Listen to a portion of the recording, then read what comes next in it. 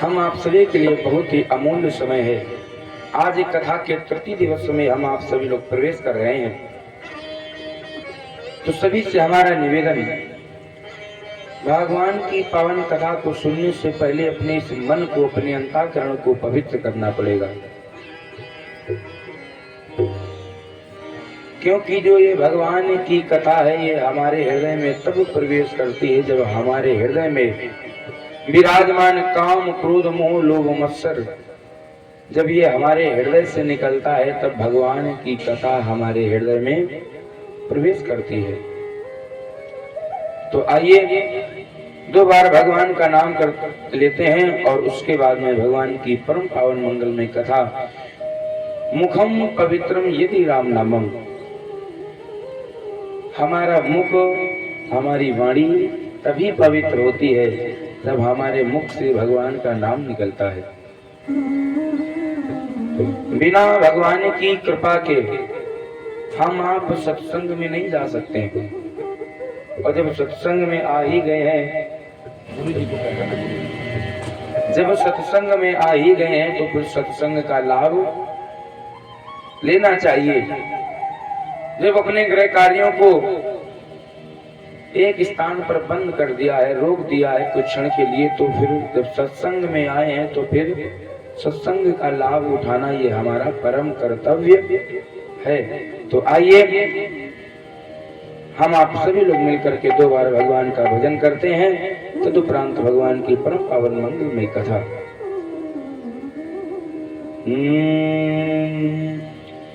जय जय राधा, जय जय राधा रमण हरि बोल रे, जय जय राधा रमण हरि बोल, जय जय राधा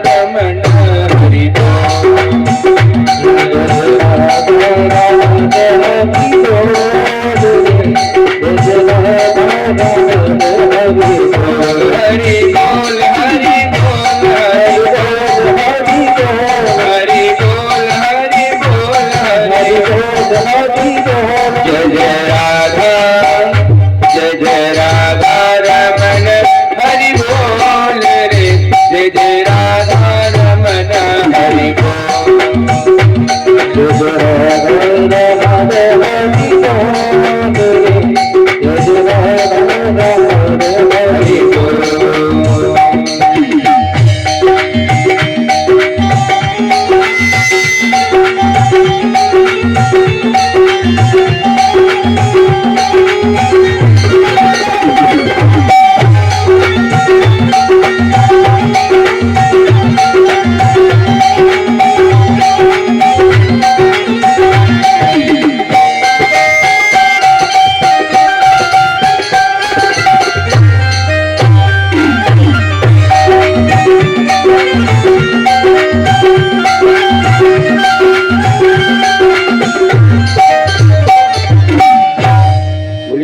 सीताराम भगवान की। एक बार जोरदार जयकार लगाएं। बोले बाणेश्वर महादेव की। आइए हम आप सभी लोग उसी जगह से कथा में प्रवेश करते हैं जहाँ कल कथा विश्राम हुई थी। कल कहाँ कथा विश्राम हुई थी परीक्षित जी? कल कथा कहाँ पर विश्राम हुई थी?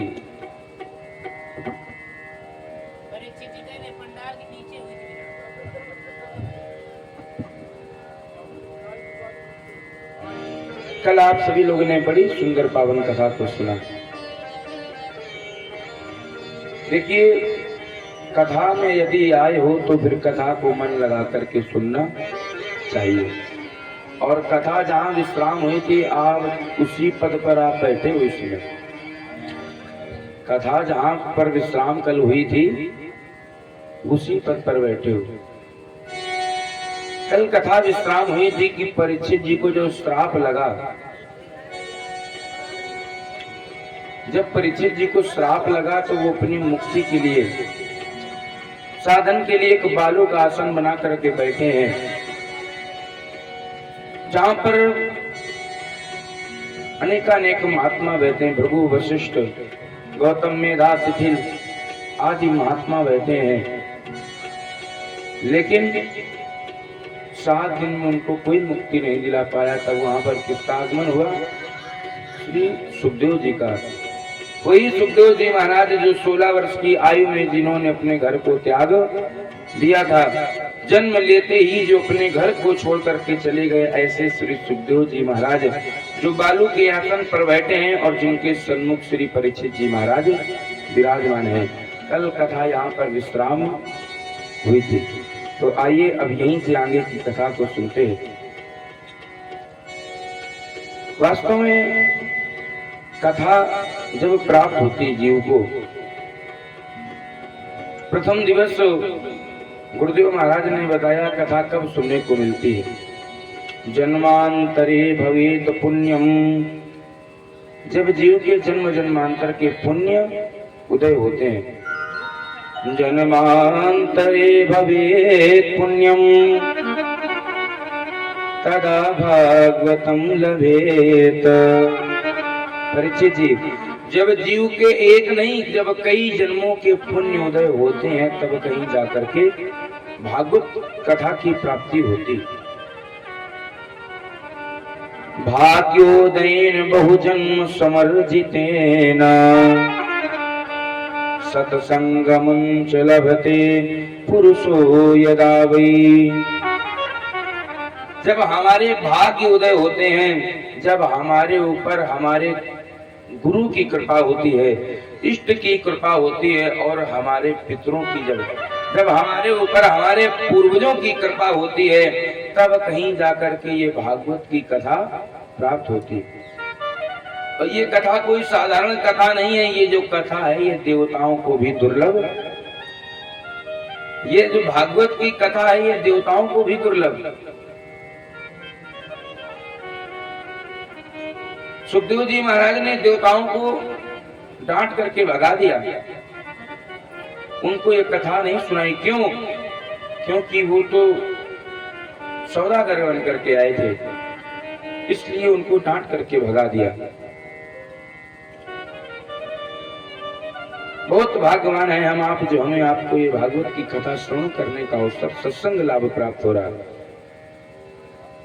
देखिए मानव का तन पा करके यदि भगवान की कथा सुनने का अवसर मिल जाए तो भैया इस अवसर को ज्यादा से ज्यादा इस अवसर का लाभ उठाएं। एक बात बता दें आपको, विशेष बात, सभी को पता है कि भगवान भागवत जी की कथा हर साल होती है। हम आप सब मिलकर के भागवत की कथा कराते हैं, ये बात सबको पता है। और ये बात पर्चा और पंपलेट के माध्यम से भी पता चल जाती है कि 26 तारीख से कथा का शुभारंभ होगा। और लोग सोचते हैं कि हम भागवत की कथा सुनने जाएंगे। अरे एक जगह तो भागवत हुई तो हम वहां रास्ते से निकलते थे, हमने कहा भैया कथा चालू हो गई चलो, तो बोले आखिरी में आएंगे। तो हमने कहा कब आखिरी? बोले अभी तो पहले ही दिन है, आज कितनी भीड़ होगी, 1-2 दिन हो जाए फिर आएंगे। फिर हम सौभाग्य से निकले और तीसरे दिन मैया फिर मिल गई। हमने पूछा माता जी आज कथा में चलिए, आप तो यहीं बनी रहती। बोले बस आखिरी में चलेंगे।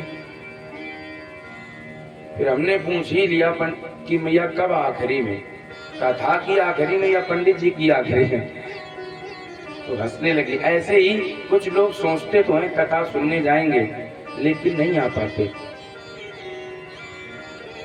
एक बात बता दें परीक्षित जी, तुम कथा में आना तुम्हारा कैंसिल हो सकता है। तुमने सोचा कि आज हम कथा 1 बजे से होगी कि हम कथा सुनने जाएंगे। लोग सोचते हैं हम कथा सुनने जाएंगे, लेकिन जब तक जाने की तैयारियां माताएं बनाती तब तक आओ ऐसा हो कि रिश्तेदार आ जाएं, और रिश्तेदार आ गए तो फिर कथा में आना हो नहीं पाया। तो सच बता दें, जब भगवान की जीव पर बहुत कृपा होती, अतिशय कृपा होती, तब सत्संग की प्राप्ति होती। एक बार शादी जब विवाह में हमें आपको जाना होता है तो हम आपको वर्षों से तैयारियां करते, 6 महीने पहले से, कि मामा के यहाँ शादी हमें जाना है। बहुत सारी तैयारियां करते हैं, लेकिन एक बार भैया तुम्हारा शादी में जाना कैंसिल हो सकता है। शादी कैंसिल हो सकती है, लेकिन जहां से हम आप सब लोग आए हैं फिर वहां जाना कैंसिल नहीं हो सकता। इसलिए हम आप शादी में जाने की तैयारियां बनाते हैं, लेकिन जहां से आए हैं वहां जाने की तैयारियां नहीं बनाते हैं। और यही हमारी आपकी सबसे बड़ी भूल है, क्योंकि शादी में जाना कैंसिल हो सकता है, विवाह में जाना कैंसिल हो सकता है, लेकिन जहां से आए हो वहां जाना कैंसिल नहीं हो सकता। किसने बड़ी सुंदर 4 लाइनें कही हैं। जाना मैंने ये जाना, जग जननी परिवार जाना है, शत्रु जाना मित्र जाना, पुत्र और कुपुत्र जाना है। और क्या जाना? जाना जग की रामायण और गीता खजाना है, मगर मैंने उनको नहीं जाना जिनके पास हम सभी को जाना है। हम आप अपने जीवन में बस यही भूल कर देते हैं कि जिसने भेजा है वहां तो जाना ही है। आया है सो जाएगा, राजा रंग फकीर, कोई सिंहासन चढ़ चला, कोई बांधा गया जंजीर। इस संसार में आए हो तो भैया जाना निश्चित है, और जब जाना है तो जाने के लिए हमें अपनी व्यवस्थाएं भी करनी चाहिए। जिस समय राजन परीक्षित को श्राप लगा कि 7 दिन में तुम्हारी मृत्यु हो जाएगी, तो राजा परीक्षित ने एक घड़ी का भी समय नहीं लगाया। उसी समय अपने पुत्र जन्मेजय को राजगद्दी पर बैठा दिया और स्वयं जाकर के अपनी मुक्ति का उपाय करने लगे, साधन करने लगे। लेकिन भैया एक और बात बता दें, तुम्हारा साधन तभी सफल होगा जब तुम सच्चे मन से भगवान के लिए निकलोगे। और यदि तुमने भेष बदल लिए कि नहीं बस ऐसे इस समय कुंभ मेले में चले जाओ, तो वहां हमें लगता 10 या 20% बाबा तो नकली ही आ गए हैं, और रोज न्यूज आती है कि ये बाबा पकड़े गए, वो भगाए गए। यदि तुम भगवान के लिए सच्चे मन से भगवान के हो जाओगे तो भैया तुम्हें भगवान की प्राप्ति हो जाएगी। और यदि तुमने सच्चे मन से भगवान के नहीं हुए तो फिर प्राप्ति होने वाली नहीं है। सुखदेव जी महाराज आज राजन परीक्षित के सन्मुख बैठे हैं। राजन परीक्षित ने आज सुखदेव जी महाराज से प्रथम प्रश्न किया। ध्यान से सुनिए, ध्यान से सुनिए। राजन परीक्षित ने आज भगवान श्री सुखदेव जी से पहला प्रश्न किया, और वो पहला प्रश्न क्या किया? आज अपनी मुक्ति का साधन ढूंढ रहे हैं और पहला प्रश्न कर रहे हैं। अभी कोई प्रश्न नहीं किया। जब सुखदेव जी महाराज ने कहा कि राजन तुम्हारी मुक्ति अवश्य ही हो जाएगी, तुम्हारे पास तो 7 दिन है, तुम्हारी मुक्ति अवश्य हो जाएगी। तो आज राजन परीक्षित ने पहली बार पहला प्रश्न किया, भगवान श्री सुखदेव जी के चरणों में प्रणाम किया और प्रश्न किया। देखिए बड़ा सुंदर प्रश्न किया। प्रश्न क्या किया? प्रश्न ये किया, हे गुरुदेव, हमें क्या इस संसार में जितने भी प्राणी हैं उनको 7 दिन में ही मरना है। श्राप तो हमें लगा लेकिन मरना सभी को 7 दिन में है। कल भी बताया था, जब 7 दिन में मरना है सरकार, तो 7 दिन में मरने वाले को करना क्या चाहिए? बहुत बड़ा प्रश्न है ये। हमें आपको सभी को 7 दिन में मरना है, लेकिन हमें आपको करना क्या चाहिए? केवल गृहस्थी में पड़ जाने के बाद गृहस्थी में ही लगे रहो, यही केवल हमारा आपका उद्देश्य नहीं है। उद्देश्य तो भगवत प्राप्ति है। देखिए गृहस्थी में जाओ तो वो भी बहुत जरूरी, गृहस्थ धर्म का पालन करना, लेकिन उसके साथ साथ भगवान को भी याद रखो। क्यों? क्योंकि भगवान ने हमें आपको यहाँ पर भेजा है, और जिन परमात्मा ने यहाँ भेजा है उनको क्यों भूल जाते हो हम आप?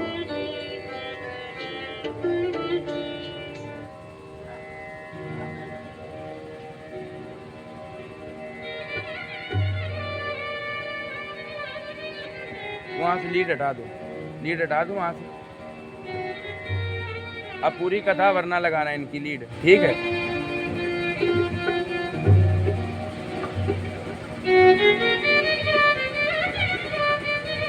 जिन परमात्मा ने हमें आपको यहाँ भेजा है हम उनको ही भूल जाते हैं। तो आज राजन परीक्षित सुखदेव जी से पूछने, सरकार 7 दिन में मरने वाले को करना क्या चाहिए?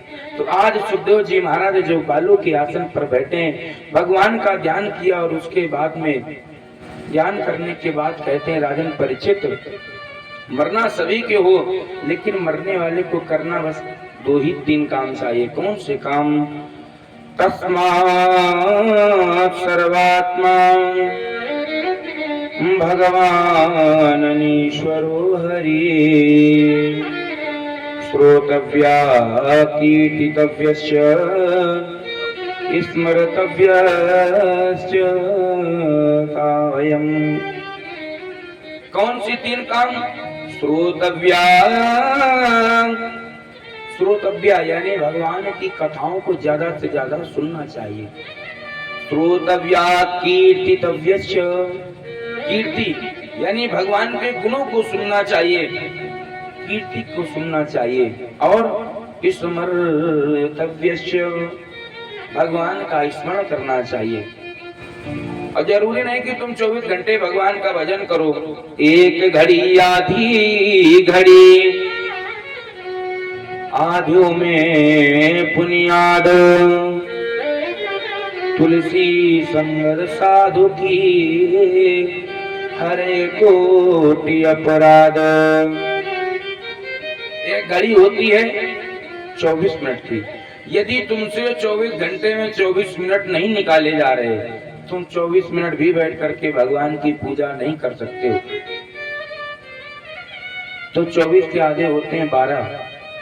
1 घड़ी आधी घड़ी, यदि 1 घड़ी भगवान की पूजा नहीं कर पाते हो तो तुम आधी घड़ी पूजा कर लो। देखिए कलयुग में भजन करना बहुत सरल है, भजन करना बहुत सरल है, लेकिन भजन भी सच्चे मन से किया जाए। राजन परीक्षित ने ऐसे ही थोड़ी ना कलयुग को पृथ्वी पर स्थान दे दिए। कलयुग में विशेषता है। कल आपने गुरुदेव भगवान के माध्यम से सुना कि कलयुग पर को पृथ्वी पर रहने को स्थान क्यों दिए गए। कलयुग में बहुत विशेषताएं हैं। भगवान का भजन करना चाहिए। एक घड़ी नहीं तो आधी घड़ी 12 मिनट, और यदि 12 भी नहीं कर सकते तो 6 मिनट। और सच बताएं भैया, यदि तुम 24 घंटे में भगवान के लिए 6 मिनट नहीं निकाल सकते हो तो फिर तुम्हारा ये मानव का भेष लेना, मानव रूप धारण करना भी व्यर्थ है। 24 घंटे में यदि 6 मिनट भगवान के लिए ना निकाल पाए तो फिर ये मानव का तन लेना बेकार है। क्योंकि जो हम आप गृहस्थी में करते हैं वो तो पशु भी करते हैं।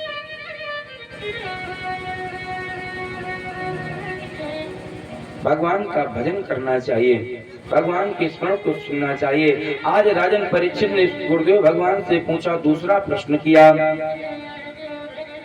आज दूसरा प्रश्न सुखदेव जी महाराज से राजन परीक्षित कर रहे हैं। दूसरा प्रश्न कौन सा? आज हाथ जोड़ करके राजन परीक्षित पूछने लगे, सरकार गुरुदेव भगवान जो ये सृष्टि है, ये सृष्टि कब होती है? सृष्टि क्यों की गई, किस कारण से की गई? सृष्टि का विस्तार कैसे हुआ? ये सृष्टि कैसे उत्पन्न हुई? जब ये सृष्टि नहीं थी तब क्या था? आज राजन परीक्षित ने ये प्रश्न किया तो उसी समय आज सुखदेव जी महाराज कहते हैं, राजन परीक्षित,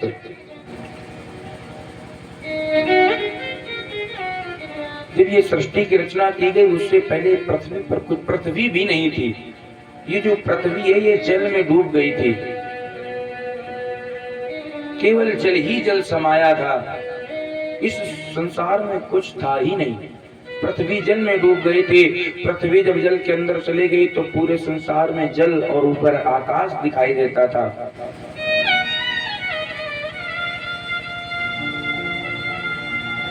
और जब ये सृष्टि होती है, कब होती है सृष्टि? जब भगवान एक से अनेक होना चाहते हैं। और पृथ्वी पर जब प्रलय कब आती है? जब भगवान बहुत से एक होना चाहते हैं। एको हम बहुत श्यामा, जो भगवान से एक से अनेक होना चाहते हैं राजन परीक्षित, तब भगवान सृष्टि की रचना करते हैं।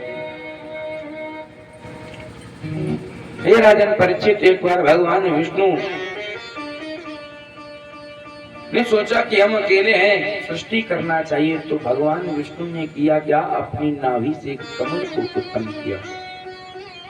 क्षीर सागर में रहने वाले भगवान विष्णु की नाभि से कमल हुआ और कमल से भगवान श्री ब्रह्मा जी का जन्म हुआ। ब्रह्मा जी का जन्म भगवान विष्णु की नाभि से हुआ। जैसे ही ब्रह्मा जी का जन्म हुआ, ब्रह्मा जी ने भगवान विष्णु से हाथ जोड़ करके प्रार्थना की, क्या किया है? उसी समय भगवान विष्णु ने कहा, हे ब्रह्मा, जाओ और सृष्टि करो। आज चतुरानन ब्रह्मा सृष्टि करने के उद्देश्य में बैठे हैं। हे राजन परीक्षित, ब्रह्मा जी जब उत्पन्न हुए तो ब्रह्मा जी हाथ जोड़ करके भगवान का ध्यान कर रहे थे, और ये बात नारद जी ने देखी। नारद जी ने देखी और नारद जी ने ब्रह्मा जी से पूछा, पिताजी आप तो सृष्टि करते हो, और यदि आप सृष्टि करते हो तो आपसे बड़ा कौन है जिसके हाथ जोड़ रहे हो आप? उसी समय ब्रह्मा जी ने कहा, नारद, हमसे भी बड़ा कोई है। तब बताया कि हमसे बड़े भगवान विष्णु हैं। जिस समय नारद जी ने सृष्टि करना प्रारंभ की तो नारद जी ने, ब्रह्मा जी ने जब सृष्टि की तो सर्वप्रथम सनक सनंदन सनातन सनत कुमार 4 ऋषियों को जन्म दिया। देखिए, ये मात्र 5 वर्ष के छोटे छोटे बालक हैं। ब्रह्मा जी ने इनको उत्पन्न किया और जैसे ये उत्पन्न हुए वैसे ही पिताजी के चरणों में गिर गए। कहने लगे, पिताजी क्या किया? तो उसी समय ब्रह्मा जी कहते हैं, जाओ पुत्रों, जाओ और सृष्टि की रचना करो। उसी समय ये पुत्र कहने लगे, चारों भाई कहने लगे, पिताजी हमसे सृष्टि नहीं की जाएगी। क्यों?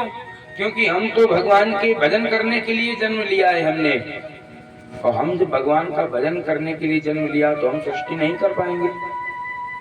सृष्टि करने से मना कर दिया। और एक बात बता दें, ये आज से ही नहीं, बहुत पहले से ही। आज जैसे ही पुत्रों ने जन्म लिया वैसे ही पुत्रों ने पिता की बात नहीं मानी, पिता की बात का अनादर कर दिया कि हमसे सृष्टि नहीं होगी। क्यों? यदि हम सृष्टि करेंगे तो वे भजन कौन करेगा? और पिता की बात, जब ब्रह्मा जी की बात इन पुत्रों ने नहीं मानी तो ब्रह्मा जी ने आज श्राप दे दिया।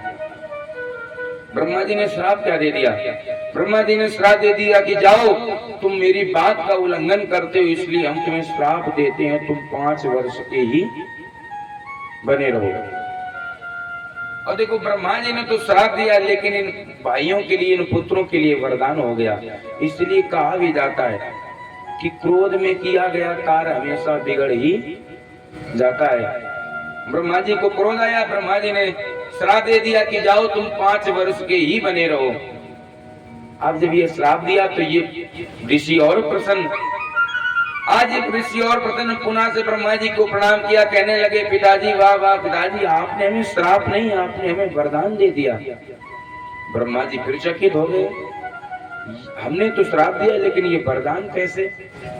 उसी समय ऋषि कहने लगे, पिताजी आपने हमें वरदान दे दिया कि तुम 5 वर्ष के बने रहो, और जब हम 5 वर्ष के बने रहेंगे तो फिर बुढ़ापा आएगा नहीं, और जब बुढ़ापा नहीं आएगा तो हम भगवान का भजन करते रहेंगे।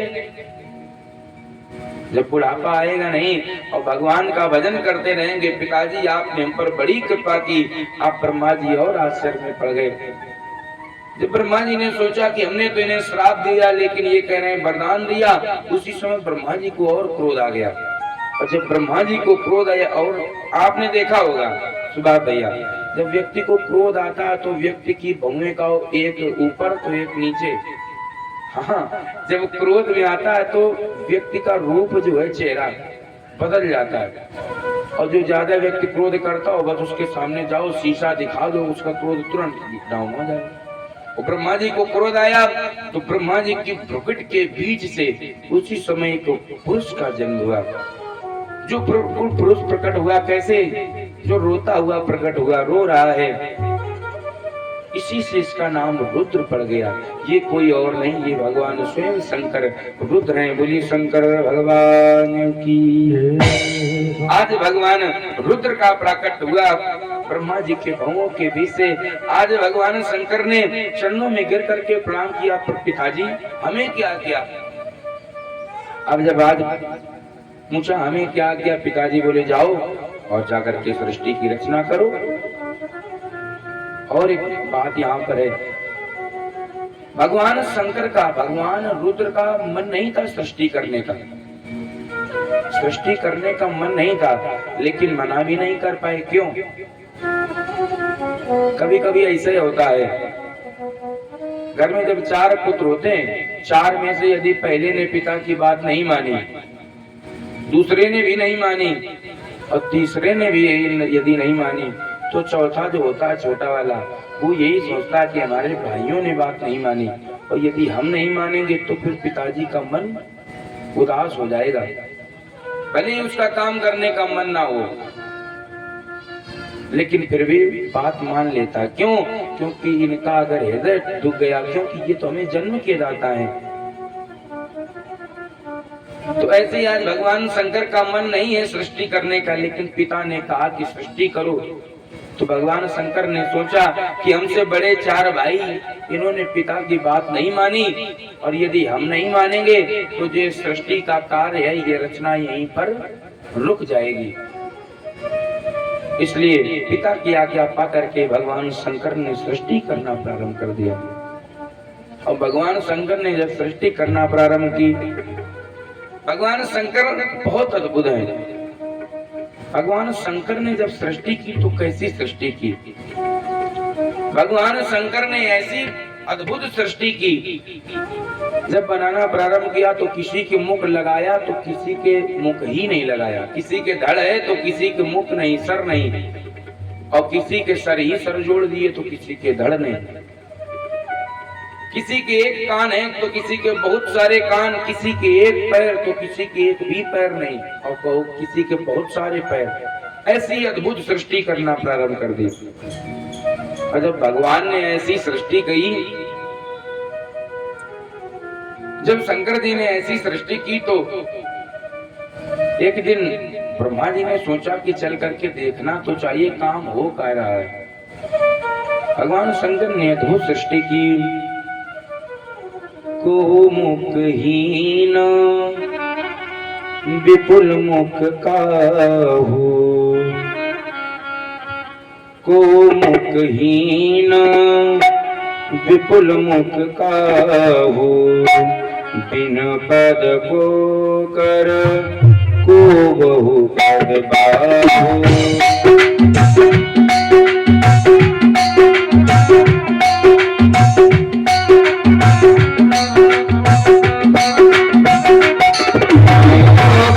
मुखहीन विपुल मुख काहू,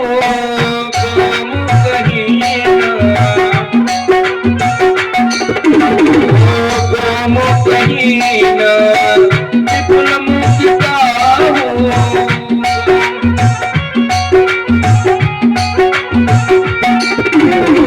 बिना पद कर को बहु पद बाहु।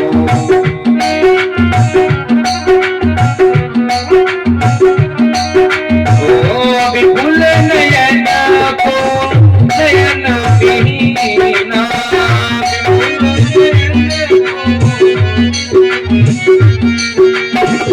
विपुल नयन को नयन विहीना, दृष्ट को अति तन हीना, दृष्ट को अति तन हीना। भगवान शंकर ने अद्भुत सृष्टि की। को मुखहीन विपुल मुख काहू, किसी के मुख है तो किसी के मुख नहीं है। बिन पद कर को बहु पद बाहु, किसी के हाथ है तो किसी के हाथ नहीं। भगवान शंकर ने अद्भुत सृष्टि की। आज ब्रह्मा जी ने सोचा कि चल करके पुत्र की सृष्टि का भी आनंद लेना चाहिए। बेटा कर क्या रहा है, कहीं ऐसा तो नहीं काम बिगाड़ दे रहा हो, चल करके देखना चाहिए। और एक बात बता दें, पुत्र भले ही कितना बड़ा हो जाए, भले ही कितना बड़ा जिम्मेदार हो जाए, लेकिन यदि तुमने उसको कोई विशेष जिम्मेदारी सौंपी है तो फिर उस पर पूरा नहीं छोड़ देना चाहिए, उसका भी निरीक्षण करना चाहिए कि हमने कार्य तो दिया है, ऐसा नहीं कि कार्य गलत तो नहीं हो रहा है। आज ब्रह्मा जी ने जाकर के जब देखा तो जैसे ही ब्रह्मा जी ने उस सभा में प्रवेश किया तो हुआ क्या, जितने भी इनकी सृष्टि थी ये सब दौड़ करके ब्रह्मा जी की ओर दौड़ने लगे। ब्रह्मा जी को जब खाने के लिए दौड़ने लगे, उसी समय भगवान शंकर ने देखा तो उसी समय अपने इन सृष्टि को आदेश दे दिया, रुक जाओ, तुम ये क्या कर रहे हो, ये तो तुम्हारे बाबा हैं। अरे आज ब्रह्मा जी ने सोचा यदि आज ये रुद्र देख ना लेता तो शायद आज हम भी नहीं होते। आज भगवान शंकर ने अपनी सृष्टि को रोका। भगवान शंकर ब्रह्मा जी के चरणों में प्रणाम करते हैं। पिताजी क्या किया, उसी समय कहने लगे, हे रुद्र, तुम क्रोध के द्वारा प्रकट हुए हो, तुम क्रोध से प्रकट हुए हो, इसलिए तुम जो सृष्टि कर रहे हो ये सृष्टि कैसी, ये सब तामसी प्रकृति की है। तुम्हारा जन्म क्रोध से हुआ है, इसलिए तुम सृष्टि भी तामसी कर रहे हो। इसलिए जाओ, हम तुम्हें आशीर्वाद देते हैं, अपनी सृष्टि यहीं रोक दो और जाकर के कैलाश पर्वत पर जाओ और भगवान का भजन करो जाकर के। और जब भगवान जाने लगे, ब्रह्मा जी कहने लगे, अरे रुक जाओ, ये जो सृष्टि बनाई है इसको भी साथ में ले जाओ, इसको भी साथ लेकर के जाओ। आज भगवान शंकर उस सृष्टि को लेकर के भूत प्रेत पिशाच जो बने हैं सबको लेकर के भगवान शंकर जा रहे हैं।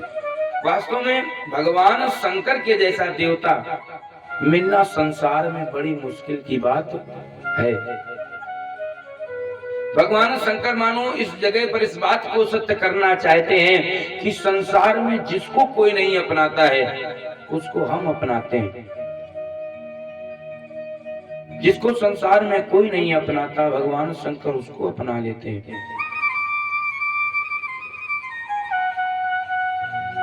विषैले जीव जंतु जो पृथ्वी पर भ्रमण किया करते हैं, भगवान शंकर उनको भी अपना लेते हैं। जितने भी विषैले जीव जंतु हैं, एक बार भगवान शिव के पास में पहुंचे, कहने लगे सरकार, या तो हमें जन्म ही न मिलता, और जन्म मिला है तो जीने का अधिकार नहीं।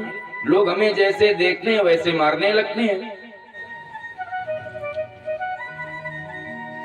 जैसे हमको लोग देखते हैं वैसे हमें मारने लगते हैं। इसलिए सरकार हम पे दया करो। उसी समय भगवान शंकर कहते हैं, आज से तुम्हें संसार में कोई नहीं मारेगा, हम तुम्हें अपना लेंगे। उसी समय भगवान शंकर ने सर्प को अपने गले में धारण कर लिया, जो आज भी आभूषण के रूप में जाना जाता है। भगवान शंकर के ऐसा दयालु देवता संसार में मिलना बहुत मुश्किल की बात है।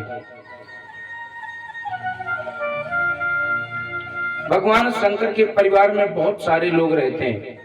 और एक बात बता दें, संसार में कहीं भी चले जाओ, भगवान शंकर के जैसा देवता नहीं मिलता है। और भगवान शंकर के परिवार से हमको शिक्षाएं भी लेनी चाहिए। यदि घर में 4 बर्तन है तो उनमें कभी कभी खट और पट हुआ करती, लेकिन भगवान शंकर के परिवार में एक दूसरे के सब बहुत बड़े विरोधी। भगवान शंकर के परिवार में जितने भी गण हैं, सबके एक दूसरे विरोधी हैं। लेकिन जब भगवान शंकर के परिवार में रहते हैं तो फिर सब एक साथ मिलकर के रहते हैं। ऐसे ही हमें भगवान शंकर से शिक्षा लेनी चाहिए कि परिवार में कैसे रहना चाहिए, भाई भाई को कैसे रहना चाहिए, आपस में कभी नहीं लड़ना चाहिए, भले ही हमारा कोई शत्रु है। ये कब कार्य सही हो सकता है? जब हमारे घर का मुखिया अच्छा होगा।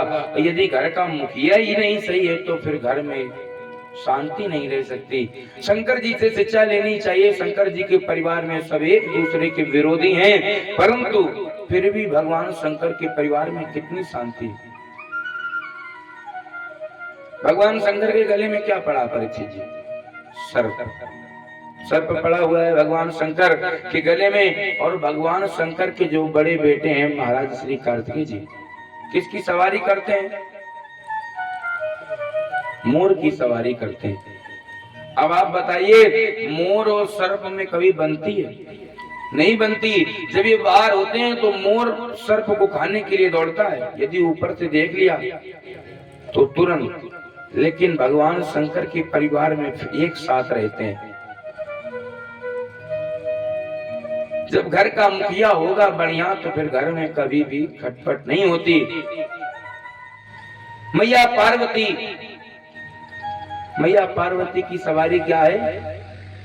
शेर। और भगवान शंकर की सवारी बैल। शेर और बैल में कभी बनती नहीं बनती, लेकिन भगवान शंकर के परिवार में बनती है। भगवान शंकर जी के जो सबसे छोटे बेटे महाराज श्री गणेश जी का वाहन है चूहा, और कार्तिकेय जी का वाहन मोर। आपस में नहीं बनती, लेकिन भगवान शंकर के परिवार में बनती है। वास्तव में परिवार में कैसे रहना है, हमें भगवान से शिक्षा लेनी चाहिए। हमारा कोई कितना भी विरोधी हो, लेकिन हमें अकारण वैर नहीं करना चाहिए। भगवान शंकर, आज ब्रह्मा जी ने आज्ञा दे दी कि जाओ पुत्र, जाकर के तुम भजन करो। भजन करने के लिए निकल गए। भगवान शंकर बहुत ही भोले वाले हैं।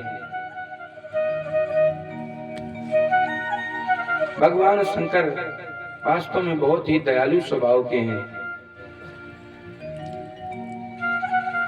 भगवान शंकर जब कैलाश पर्वत पर चले गए, जाकर के भगवान का भजन करने लगे। उसके बाद आज ब्रह्मा जी ने पुनः सृष्टि करना प्रारंभ की। अब ब्रह्मा जी ने जब पुनः सृष्टि प्रारंभ करना की तो फिर क्या हुआ? ब्रह्मा जी ने अपने मस्तिष्क से 10 मानस पुत्रों को जन्म दिया। मरीच मुनि, अत्रि, अंगिरा, पुलस, पुलह, क्रतु, भृगु, वशिष्ठ, नारद आदि 10 मानव पुत्रों को ब्रह्मा जी ने जन्म दिया, कर्दम महात्मा को जन्म दिया। इनके बाद जब ये पुत्र उत्पन्न हुए तो भगवान ब्रह्मा जी ने कहा, कर्दम जाओ और सृष्टि की रचना करो। सृष्टि की रचना करने के लिए कर्दम जी से कहा, और कर्दम महात्मा सृष्टि की रचना करने के लिए आज समाधि में चले गए। जैसे ही पिता ने कहा कि रचना करो सृष्टि की, उस समय समाधि में चले गए। समाधि में जाकर के आज कर्दम महात्मा समाधि कर रहे हैं, भगवान का भजन कर रहे हैं। और किस लिए भगवान का भजन कर रहे हैं, बहुत विशेष बात है। भगवान का भजन कर रहे हैं कि पिताजी सृष्टि की रचना के लिए कह रहे हैं और हम कैसे सृष्टि करें। भगवान जब प्रकट हुए तो भगवान को प्रणाम करके कर्दम महात्मा कहने लगे, प्रभु हमें वरदान दो कि हमें आपके समान पुत्र प्राप्त हो, और जैसा मेरा स्वभाव है बस इसी स्वभाव के में पत्नी भी प्राप्ति हो। आज भगवान आशीर्वाद देकर के चले गए कि कर्दम जाओ, हम तुम्हें श्राप देते हैं, तुम्हारे यहाँ 9 कन्याएं होंगी और 10वें में हम स्वयं भगवान कपिल के रूप में आकर के प्रकट होंगे। इधर ब्रह्मा जी ने सोचा कि पुनः से सृष्टि करनी चाहिए, तो आज ब्रह्मा जी ने किया क्या, ब्रह्मा जी ने आज सृष्टि करना प्रारंभ किया तो एक स्त्री और एक पुरुष को उत्पन्न किया। दाएं और बाएं भुजा से, दाहिनी भुजा से पुरुष को और बाएं भुजा से एक कन्या को जन्म दिया, स्त्री को जन्म दिया। दाएं और बाएं अंगों से की सृष्टि पुरुष और नारी की, स्वयंभू मनु अधिकारी की, शत्रुपा नारी दुलारी की। आज दाहिने और बाएं अंग से एक पुरुष और एक स्त्री को जन्म दिया। स्वयंभू नाम है पुत्र का और पुत्री का नाम है शत्रुपा, तो आज जन्म दिया। इन दोनों ने जैसे ही पिताजी के चरणों में प्रणाम किया, पिताजी हमें क्या करना चाहिए, हमें आज्ञा दो, हमें क्या करना चाहिए। उसी समय इनको आज्ञा दी गई। ब्रह्मा जी कहते हैं जाओ और जाकर के तुम मैथिली सृष्टि करो। मैथिली सृष्टि की आज्ञा दे दी और यहीं से हमारी आपकी सृष्टि हुई है। स्वयं मनु और शत्रुपा के द्वारा हम आपकी शरीर की सृष्टि हुई। रामायण भी कहती है, स्वयं भुव मनु अर शत्रुपा, स्वयं भुव मनु अर शत्रुपा, जिनसे भय नर सृष्टि अनूपा।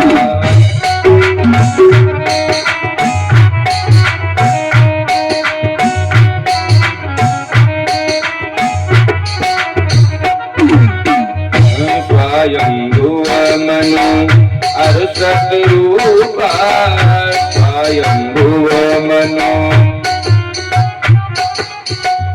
स्वयं भुव मनु अर शत्रुपा, स्वयं भुव मनु अर शत्रुपा, जिनसे भय नर सृष्टि अनूपा।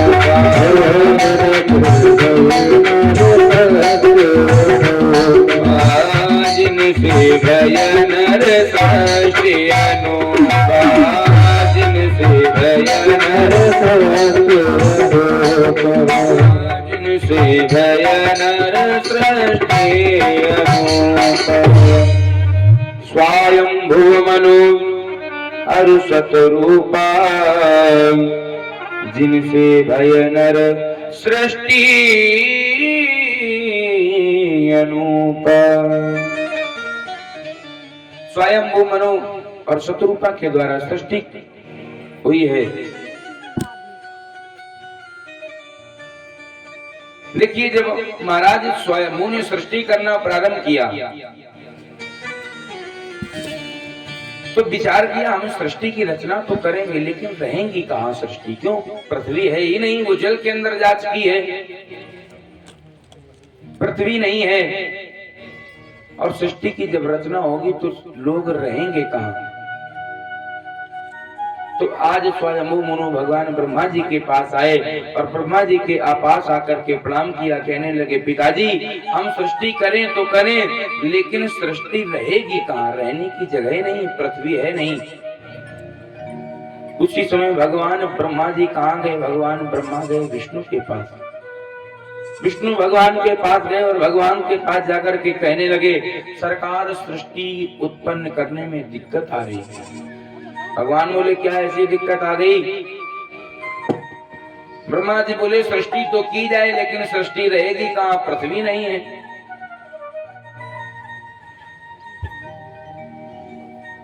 पृथ्वी नहीं है। भगवान विष्णु ने ध्यान लगा करके देखा कि पृथ्वी को तो हिरण्याक्ष, जो हिरण्याकश्यप का भाई है हिरण्याक्ष, ये पृथ्वी को ले जाकर के इसने रसातल में ले गया है। भगवान विष्णु बोले, हे ब्रह्मा तुम घबराओ नहीं, मैं भी कुछ करता हूँ। उसी समय आज भगवान विष्णु ने 12 का रूप बनाया और 12 का रूप बना करके जल में गए और जल में जाकर के भगवान विष्णु का 12 रूप में जो बने हैं तो 12 भगवान का आज हिरण्याक्ष के साथ में युद्ध हुआ। युद्ध एक दिन नहीं है, कई दिनों तक भगवान का युद्ध हिरण्याक्ष के साथ में चला। अंत में भगवान ने हिरण्याक्ष का वध किया और हिरण्याक्ष का वध करके अपने दांतों पर पृथ्वी को रख करके लाए और स्थापित कर दिया। बोली बारा भगवान की जय हो। आज हिरण्याक्ष का वध करके भगवान ने पृथ्वी को स्थापित किया। हे राजन परीक्षित, जब पृथ्वी की स्थापना हो गई तब स्वयंभू मनु ने जब सृष्टि की तो सृष्टि जब की तो कौन कौन उत्पन्न हुआ? आज देखिए, स्वयंभू मनु और मैया शतरूपा के द्वारा सृष्टि की जा रही है और इस सृष्टि से कौन उत्पन्न हुआ? मनोस्तु शतरूपायाम तिस्रा कन्या सजग्निरे आकुति देवहूति प्रसूति ऋतिविश्रुता। परिचय जी, जब सृष्टि प्रारंभ हुई तो सबसे पहले 3 कन्याएं उत्पन्न हुई, आकुति देवहूति प्रसूति। देखिए, जब सृष्टि प्रारंभ हुई तब कन्याओं का सर्वप्रथम जन्म हुआ। कन्याएं कोई आज से नहीं, कन्याएं तो आदि काल से हैं, क्योंकि माताओं से ही तो सृष्टि चलती है। और आज के समय में यदि पता चल जाए कि हमारे यहाँ कन्या हुई है, लोगों के यहाँ जब कन्या हो जाती है तो लोग फिर मन उतार देते, अपना मन उतर जाता है। और भैया कन्या कोई आज से नहीं, आदिकाल से सर्वप्रथम कन्याओं का तो ही जन्म होता है। बताइए, स्वयंभू मनु शतरूपा ने जब सृष्टि करना प्रारंभ की तो सर्वप्रथम कन्याओं ने ही जन्म लिया, पुत्र नहीं अभी हुए, पुत्र तो बाद में हुए, तो पहले तो कन्याएं ही आई। इसीलिए कहा जाता, नारी निंदा मत करो, नारी नर की खान, नारी से नर होते हैं ध्रुव प्रहलाद समान। माताएं पूजनी होती हैं, और यदि आज के समय में किसी के यहाँ कन्या हो जाए तो लोग घर से निकलते नहीं है। पुत्र हो जाए तो इतनी खुशियां मनाते हैं, और यदि कन्या हो जाए तो खुशियों का क्या, वहां तो गम सा छा जाता है। कन्याएं तो लक्ष्मी स्वरूपा होती। आज मनु महाराज के यहाँ 3 कन्या हुई, आकूति, देवहूति और मैया प्रसूति। 2 पुत्र हुए, प्रियव्रत और उत्तानपाद। हे राजन परीक्षित, आकूति का जो विवाह हुआ, आकूति का विवाह रुचि प्रजापति के साथ, आकूति का विवाह रुचि प्रजापति के साथ में हुआ, और देवहूति का विवाह कर्दम मुनि के साथ हुआ। आकूति मैया का विवाह रुचि प्रजापति के साथ हुआ, जिनके यहाँ भगवान स्वयं यज्ञ नारायण उत्पन्न हुए। स्वयं भगवान यज्ञ नारायण उत्पन्न हुए। एक पुत्री उत्पन्न हुई जिसका नाम दक्षिणा रखा गया, और जो देवहूति हैं इनका विवाह कर्दम मुनि के साथ हुआ। ये वही कर्दम मुनि जिन्होंने तपस्या की थी कि हमारे यहाँ भगवान स्वयं उत्पन्न हो गए।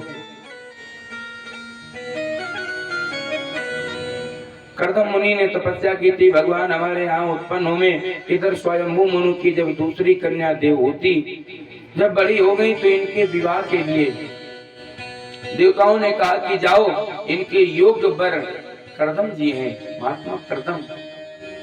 भैया बता दे, महात्मा कर्दम कैसे रहते हैं? झोपड़ी में रहते हैं, जंगल में, जहाँ हिंसक पशु पक्षी जीव आदि सब घूमा करते हैं। ऐसी कुटिया में महात्मा कर्दम रहते हैं, जो भगवान का सदैव भजन किया करते हैं। और मैया देवहूति जो महलों में रहने वाली, ऐसे मैया देवहूति जो महलों में रहती हैं, और महाराज कर्दम झोपड़ी में रहते हैं। और जब इनका विवाह होने गया तो स्वयंभू मनु महाराज और मैया शत्रुपा भी साथ में हैं, और साथ में देवहूति भी हैं। आज ये तीनों लोग कहाँ पहुंचे?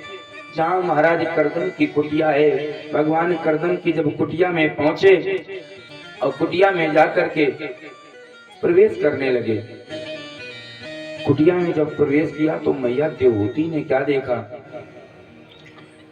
मैया देवहूति ने देखा कि यहाँ तो पैर रखने की भी जगह नहीं है। क्यों? क्योंकि इतने पशु पक्षी रहते हैं, चूहा रहते हैं, सर्प आदि सब रहते हैं, जिन्होंने बिल बना लिए हैं।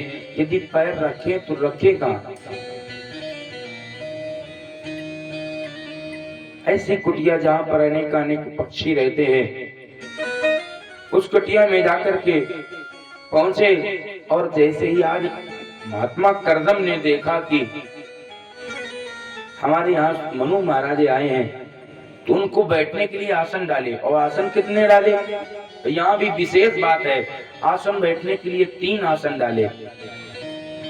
एक मैया शत्रुपा के लिए और मनु महाराज जी के लिए, और एक आसन देवहूति मैया के लिए डाला। घर आए हुए व्यक्ति का सम्मान करना चाहिए। जब घर में कोई व्यक्ति आता है तो हम भी उनको बैठने के लिए आसन प्रदान करते हैं। जब कर्दम महात्मा की कुटिया में ये तीनों लोग पहुंचे तो महात्मा ने इनको बैठने के लिए आसन प्रदान किया। और प्रथम आसन जो था उस पर मनु महाराज बैठ गए, द्वितीय आसन पर मैया शत्रुपा बैठ गई, जो तीसरा स्थान पड़ा है वो खाली पड़ा।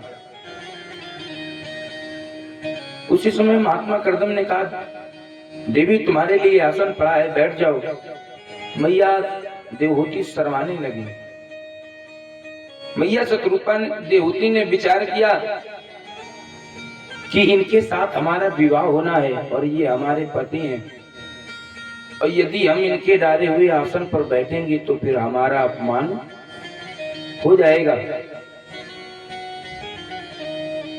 कभी भी घर में रहो, कहीं भी पूजा होवे तो स्वयं पत्नी को पति का आसन डालना चाहिए। और कहेंगे हम पूजा करने जाते हैं, जब कराने जाते हैं तो आदमी ध्यान ही नहीं देता है।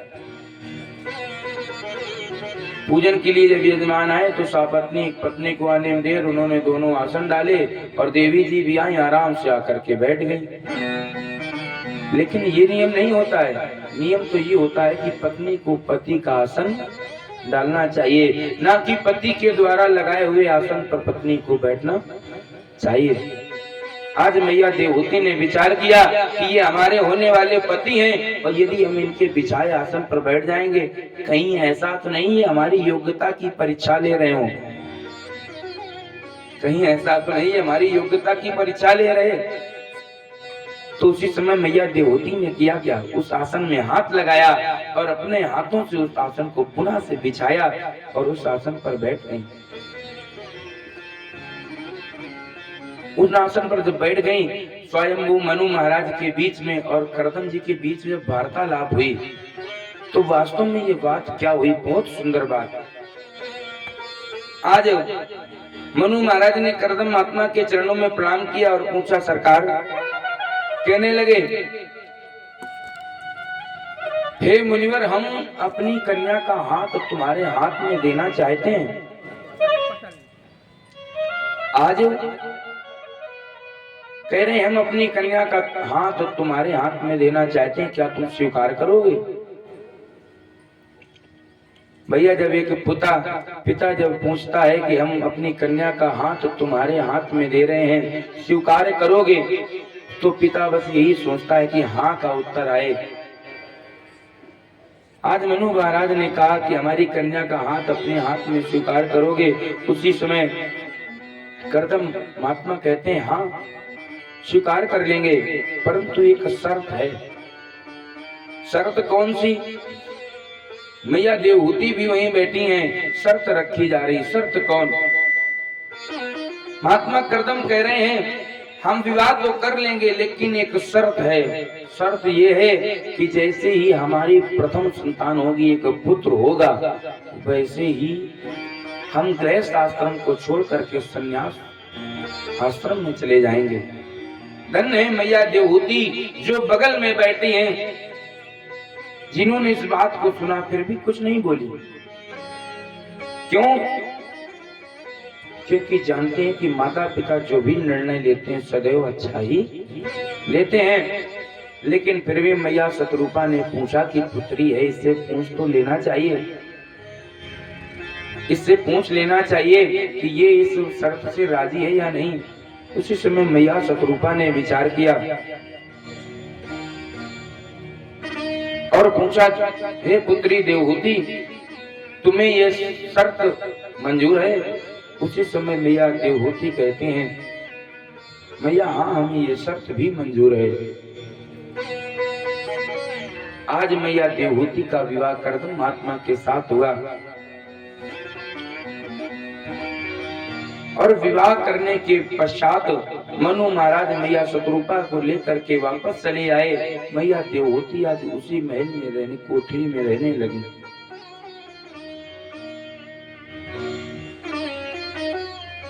अभी विदा ही हुई है और करदम महात्मा बैठे हैं, और जैसे ही आज स्वयंभू मनु शतरूपा मैया को लेकर के चले गए, विवाह हुआ है। मैया देवहूति के बालों में गजरा लगा हुआ है।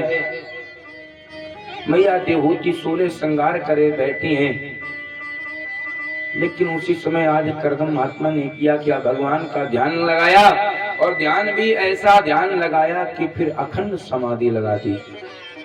लागी अखंड समाधि अपारा।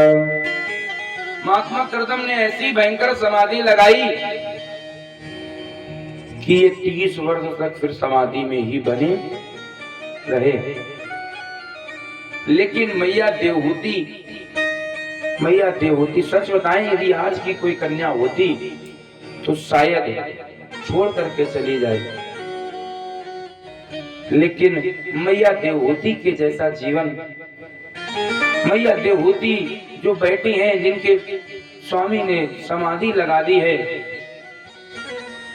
अभी मैया देवहूति के बालों से गजरा भी नहीं हटा है, 16 श्रृंगार किए बैठी हैं। उसी समय समाधि जब लग गई तो मैया देवहूति विचार करती कि पता न कब हमारे स्वामी हमसे जल मांग दें, इसलिए हमें यहाँ से हटना नहीं चाहिए। पता न कब ये हमसे जल मांग दें, और यदि हम यहाँ चली जाएंगे तो पता नहीं कोई हिंसक जीव आकर के इन पर आक्रमण कर दे।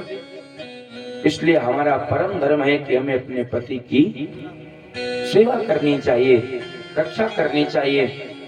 तो जब तक महाराज करदम की समाधि लगी रही तब तक मैया देवहूति भी वहीं बगल में बैठी रही। ऐसा जीवन मैया देवहूति ने जिया है। जब 30 वर्षों पश्चात महाराज करदम ने अपने नेत्रों को खोला, और नेत्रों को जब खोला तो सामने एक स्त्री को पाया। ये स्त्री के बालों में दीमक लग गई है, चेहरे पर झुर्रियां पड़ गई हैं। ऐसी जब स्त्री को देखा, अखंड समाधि से जब उठे तो उसी समय पूछा, देवी तुम कौन और यहाँ कैसे? देवी तुम कौन और यहाँ कैसे आ गई? उसी समय मैया देवहूति कहती हैं, याद करो स्वामी, याद करो उस दिन को जिस दिन हमारे पिता और मैया शत्रुपा हमें आपके हाथों में सौंप गई थी। आज महाराज करदम ने जब इस बात को सुना तो बहुत प्रसन्न हो गए, कहने लगे, देवी तुम धन्य हो, देवी धन्य हो। हमने तो सोचा था तुम छोड़ करके चली गई होगी, तुम तो तब से हमारी ही सेवा कर रही हो, धन्य हो देवी। तुम्हें क्या वरदान चाहिए? जो भी वरदान चाहिए हमसे मांग लो, जो वरदान चाहिए हमसे मांग लो। उसी समय मैया देवहूति कहती, हम आपसे क्या मांगे सरकार? स्वामी हम आपसे क्या मांगे? एक जो गृहस्थ धर्म में जाने वाली जब स्त्री होती है तो अपने पति से बस कुछ नहीं मांगती। आज मैया देवहूति कह रही हैं, सरकार यदि आप देना ही चाहते हो कुछ तो हम गृहस्थ आश्रम में आए, हमारा विवाह हुआ है तो हमें भी गृहस्थी का सुख मिलना चाहिए। तो उसी समय करदम महात्मा ने किया क्या? भगवान का ध्यान किया और एक विमान को प्रकट किया, कामत नाम का विमान प्रकट किया। और वहीं कुटिया के बाहर एक सरोवर बना हुआ है। कहा, देवी जाओ और तुम जाकर के इसमें स्नान कर लो। आज उस सरोवर में जाकर के मैया देवहूति ने, महात्मा करदम ने स्नान किया। आज दोनों का रूप बिल्कुल बदल गया। जैसा पहले था जिसमें विवाह हुआ था, आज भी मैया का स्वरूप वैसा हो गया। महात्मा करदम को भी पुनः से वो रूप प्रारब्ध हो गया। और आज कामत विमान में बैठा करके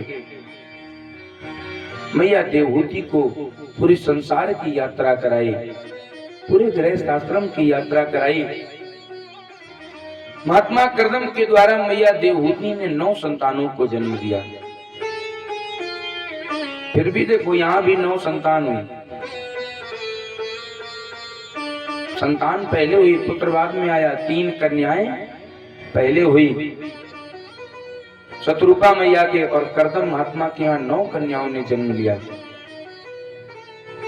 9 कन्याओं ने जन्म लिया। ये कन्याएं भी धीरे धीरे बड़ी हो गई। करदम महात्मा ने विचार किया, एकदम इनको याद आ गई, अरे हमने तो सोचा था जब हमारे यहाँ एक संतान हो जाएगी हम वैसे ही गृहस्थ आश्रम का त्याग कर देंगे, हम तो